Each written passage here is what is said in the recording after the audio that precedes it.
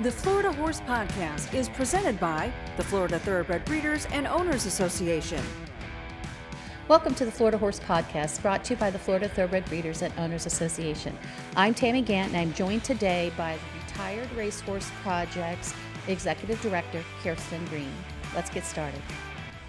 Kirsten, it's so good to see you today. Yeah, likewise, Tammy. Thanks for having me. Yeah, I can't believe it. Time has flown, and I met you over at the Global Symposium of Racing. Yeah. And you were on one of the big panels, and you were able to share your message about the Retired Racehorse Project and what you're doing there. So what's some of the takeaways from that presentation that you'd like for folks to know, and some things that maybe people talk to you about afterwards? Yeah, it was so great to be on that panel. I was in such great company too, and a real honor to be there. And one of the big things that we focused on was where our organization kind of came from and where we are today, and kind of we're very known for our flagship program, the Thoroughbred Makeover Retraining Competition, which really has put us on the map and made a big impact on the aftercare landscape.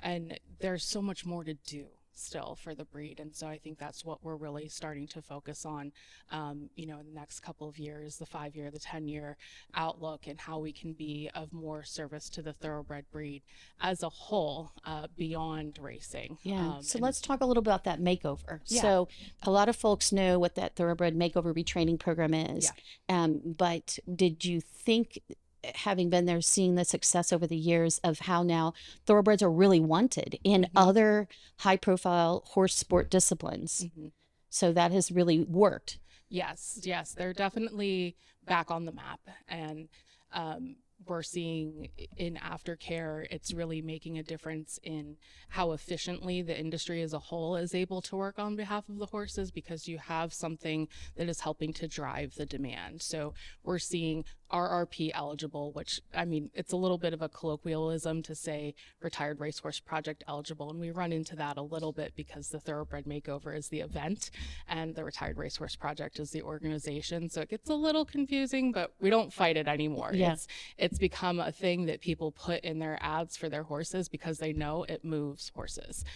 So we're very proud to see that. And when we introduced our broodmare division this year, again, kind of talking on, or last year was our first year with the broodmare division, and we were able to kind of leverage that over to the broodmare population, again, kind of focusing on expanding and being able to service the breed, at all stages. So tell me about the broodmare program. I don't think I quite fully understand. So give me a little primer on what that's like. Sure. So we've been getting calls to help the broodmare population for a couple of years now, and we were always a little bit like, we're Retired Racehorse Project. We want to focus on, this population, and, how is it going to fit? Because this is, they're in a different stage of their life and everything. And we had some really good conversations amongst our staff and within the industry that kind of evolved our opinion on, like, can we offer something for this group? So it was a pilot program sponsored by Claiborne Farm last year, with additional support from Maryland Horse Breeders, which we're a Maryland-based program, so I have to It's okay, you're in Florida. throw that out we'll there. let that go, because everywhere there's a large horse population. Yep. We are very proud of that, because it's really important that all states that have horses lift each other up. So Maryland is fine to mention. Okay, good. So we had about 25 or so broodmares entered last year. And the way that we integrated that into the competition is they are a separate category of eligibility from the retired racehorses. It's rare, but sometimes broodmares could potentially qualify in either, and you could pick which one to enter in. But the criteria for the broodmares is that they had to have had one lifetime start or published work, and it doesn't have to happen in a particular time period like the retired racehorse division. What is time period sensitive for the broodmares is that they have to have a reported cover within the prior 2 breeding seasons. So do they do a halter class, or they just perform in any of the disciplines? They can perform in any of the disciplines, and we had broodmares in 9 of the 10 disciplines last year. And what we ended up with last year is not necessarily necessarily a ton of broodmares that were in need because of advanced age. And usually the majority of our broodmares were kind of averaging about maybe 10 or 12 because they were having reproductive issues. They may have had 1 or 2 foals. So, at that age, they haven't had some of the very significant conformation changes and that sort of thing that you see in the more advanced age broodmares.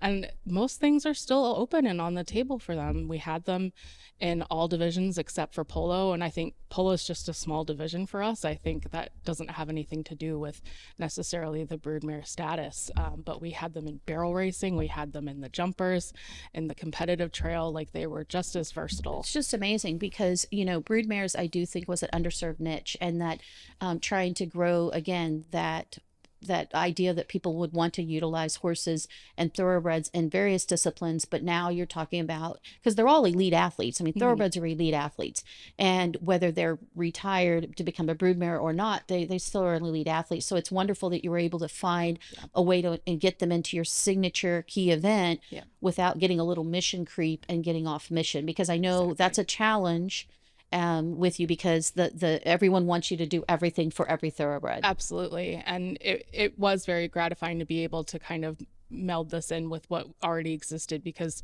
basically what happens is they otherwise do this exactly the same competition. The tests are all the same, the formats are the same, but they're competing for separate results and separate prize money. So it's a little bit smaller of a pot of prize money, but they still get the ribbons and everything pinned separately. But we just didn't think that it was fair to like fully fold them in. And they get the recognition and exposure, for right? sure. So I think that's the key, is that they get an opportunity. Yeah. Absolutely. So, and we're seeing, kind of like we talked about, that RRP eligible, we are seeing the momentum in that with the broodmares too, because, and being a way to market them and have an outlet for them.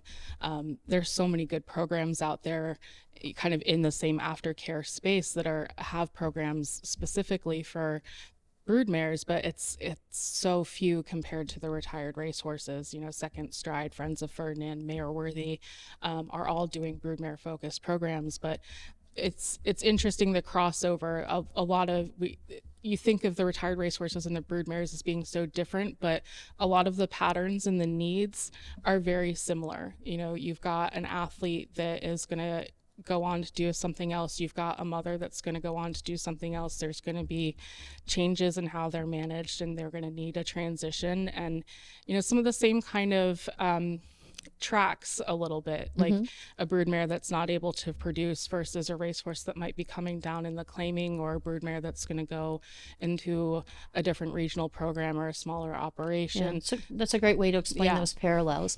And so in the essence of time, I want to go ahead and move on to one of your other initiatives, because you said there's a couple things that you're looking forward in a 5-10-year plan.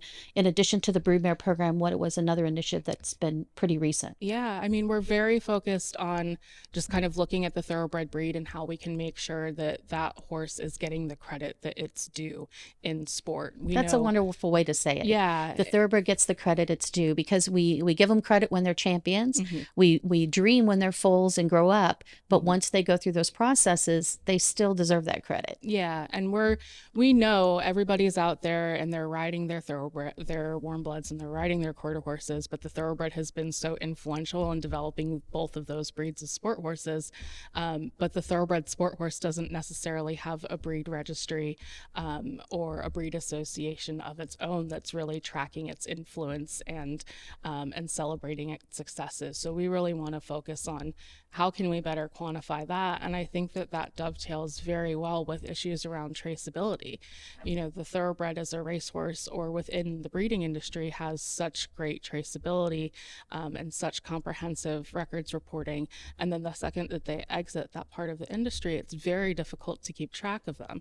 So if we're incentivizing and continuing to keep track of them and what they're doing in sport and sport horse breeding, that's something where we can start to piece together a little bit more of the story once they exit the racing industry. It's interesting, though, because I thought the same thing. I said, we have all these wonderful thoroughbreds that are in different sports, but they aren't necessarily on people's radar as far as like a registry is concerned.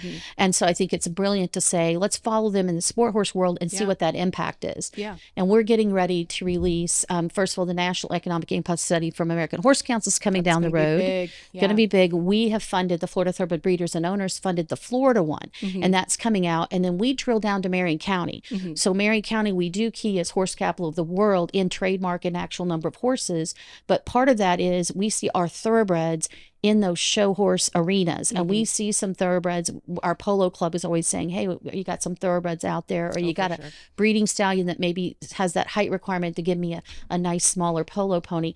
And so we see the thoroughbreds across the board. Part of it is because the interest has come from programs like yours, in addition to not just the makeover, but the exposure and the way that you say, hey, there's all these programs out there, and how can we connect? And so, and we know that's happening because I'm hearing it. Yeah. But also I'm getting calls from folks that said, I have my Florida bred that was in their program. And like you said, program, sometimes they say the makeover, sometimes they say RRP, and they'll send photos and they'll say, here's that. And we actually got a proud parent letter recently because the daughter was very humble and shy, didn't want to mention her connection to your program last fall. And then all of a sudden we get the letter, and here's the photos, and here's her Instagram, and here's her Facebook talking about the horse. And that's what we want to see. We have to figure out how to harness all of that because there's so much good out there. And we know that the thoroughbreds, like even in the warm blood breeding, are so influential. Most of these horses are 40, 50, 60, 70% thoroughbred. They need the stamina and they need the refinement of that blood. So we know that people are bringing in those horses into their sport breeding programs, registering them to warm blood stud books. So we need to make sure that we get our share of that. For sure. So tell me a little of your background. I think we'll wind it up with just tell me, obviously, the equine world very, very well. So in a capsulation of a couple minutes, tell me a little bit of your background and how you feel you're like a great fit for the Retired Racehorse Project. I think the biggest thing that makes me a good fit for the Retired Racehorse Project is that I've been there for a really long time now. I grew up riding, thoroughbred lesson horses in a dressage and eventing barn in Maryland, and just kind of stayed involved in the industry. I did the kind of track of doing the working student. I actually came down here and worked for Denise Rath for one winter, so I'm not a total stranger to Ocala, but I just knew that I wasn't going to be a rider. Like, I was okay, but I didn't want my livelihood to be dependent on my riding ability. So I kind of went off and did a bunch of other stuff, worked in a bank, worked in wholesale logistics, and kind of built up a resume. And Stuart was just kind of in my community. And Stuart Pittman, yeah, Stuart Pittman, the founder for those of the that might not know. organization. Amazing. Yeah, and I got involved with the organization as a volunteer in 2012, got on payroll in 2014 as kind of like the first full-time employee, and worked under Stuart, worked in Stuart's basement for a couple of years. And then as he backed down to pursue some other stuff, Jen Reitz, our previous executive director, worked closely with her over the last couple of years. And then when Jen was ready to step down, there was going to be a national hire, and I was a little on the fence because I've always been a very ops background, like support position type of person, and very comfortable that way. But there was things, having been with the organization for so long at this point, that I knew that I wanted to see the organization achieve. And YOLO, as the youth say. Yeah, the organization grew with you, and you've grown with the organization. Exactly. And I do always remember your name from when those early calls with Stuart said, hey, we're in the barn, and he would call those of us, various people, for media and other ways to gain exposure for the makeover. And I think so his concerted efforts run true throughout, which was the love of the horse and creating something that gives a marketplace to showcase the thoroughbreds at their best. Yeah. And so I'm glad you've been on that journey all along. Thank you for coming in today. Yeah. Glad you're in Florida for a bit so you can enjoy our weather and just maybe kind of rekindle some of the moments when you were here a while back. Yeah, thanks so much for having me. Great. Thanks so much. The Florida Horse Podcast is presented by the Florida Thoroughbred Breeders and Owners Association.